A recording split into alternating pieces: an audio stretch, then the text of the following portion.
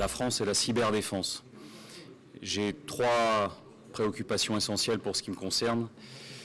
La première, elle est évidemment sur le lien entre cyberdéfense et caractère opérationnel de la stratégie que nous mettons en place. Nous réfléchissons à améliorer en permanence nos capacités de projection sur les théâtres extérieurs. Et j'ai pu le vérifier ces derniers mois en Afrique, au Mali, je viens de l'indiquer, en Centrafrique également.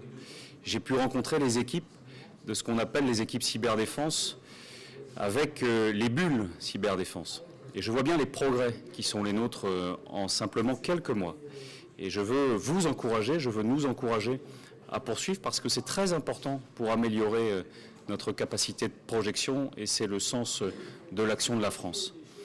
Le deuxième volet sur lequel je suis très attentif, c'est la mise en œuvre et c'est la rapidité de mise en œuvre du pacte cyberdéfense. J'ai pu m'en apercevoir en Bretagne avec Jean-Yves Le Drian ces dernières semaines. C'est un travail remarquable mené par nos militaires, par nos chercheurs, par nos universitaires, par nos experts, par nos équipes et bien évidemment par nos industriels. Il faut continuer cette mise en mouvement. C'est important bien sûr pour la Bretagne, c'est bien évidemment important pour l'ensemble du pays. Et puis, permettez-moi d'aborder le volet industriel. Parce que quand on parle du budget de la défense, on évoque la nécessité d'améliorer les liens entre les grands groupes de la défense et nos PME. Ça vaut pour l'export, ça vaut aussi pour la cyberdéfense.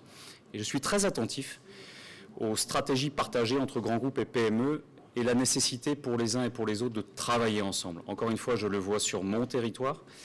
Je vois les dynamiques qui se mettent en place dans le pays. Je pense qu'on doit encore accélérer. Le dernier mot, par rapport à l'objectif qui est au fond le nôtre, c'est-à-dire de garantir l'autonomie de la France et garantir notre autonomie de décision, parce que c'est ça au fond, l'objectif de la cyberdéfense. Je veux encourager les citoyens français à rejoindre la réserve cyberdéfense. Depuis plusieurs mois, cette réserve suscite adhésion, j'oserais même dire enthousiasme.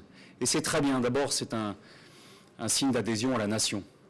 Et deuxièmement, c'est un signe d'implication au service de la nation. Et je termine d'un mot pour dire les citoyennes et les citoyens sont détenteurs d'une part de la souveraineté nationale. Et en particulier sur ces enjeux de la cyberdéfense. Et vraiment, cette dynamique de la réserve, elle doit se traduire dans les mois à venir. Et j'invite nos concitoyens à la rejoindre. La France est une puissance qui assume ses responsabilités, du Conseil de sécurité au théâtre africain, je l'ai évoqué, en Irak, au moment où nous parlons. Les parlementaires que nous sommes, sur tous les bancs, nous bataillons pour le budget de la défense et le respect de la loi de programmation militaire, dont vous savez, la cyberdéfense est une priorité. Mais au fond, l'essentiel, ce sont les femmes et les hommes, qu'ils soient militaires ou civils, qui s'engagent pour servir le drapeau.